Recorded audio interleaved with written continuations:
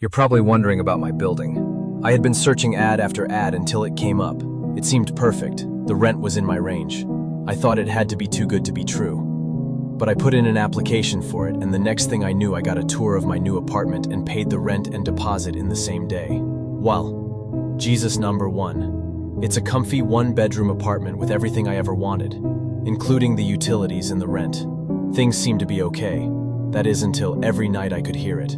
It keeps me up most nights, and I am too much of a coward to check. I live on the 4th floor, and my side of the building don't have the emergency stairs outside. So, when I say, every night I hear it, there's this small tapping on my bedroom window. It's so light, as if someone is being kind while trying to wake me up.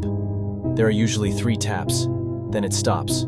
30 minutes later, the taps begin again. At first, I thought it was the branches of the trees out front, but when I realized there is no trees out front, something was off. Again, I have not looked.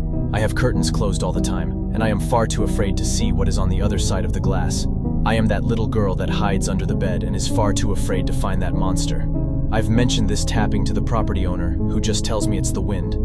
My neighbors look at me like I need to be committed. They deemed me that neighbor. What I'm trying to illustrate is that, since I've been living here alone without friends or even my family, that paranoia side of my brain takes the wheel, and I've started to see the hallucinations again.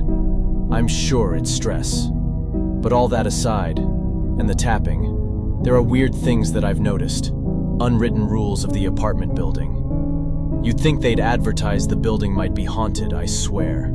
It always feels like I'm being watched, and I swear up and down the hallways like to change on their own. Like, for example, last week some asshole kid had pushed all the buttons on the elevator before getting off at the lobby with his mom. He stuck his tongue out at me, then his birdie, as they made their way out the door. I didn't say everyone was friendly. Usually the janitor maintenance guy could fix this issue, but he was nowhere around, and I really didn't want to wait in the lobby for another elevator. Besides, the manager at the front desk really creeps me out. I took my chances.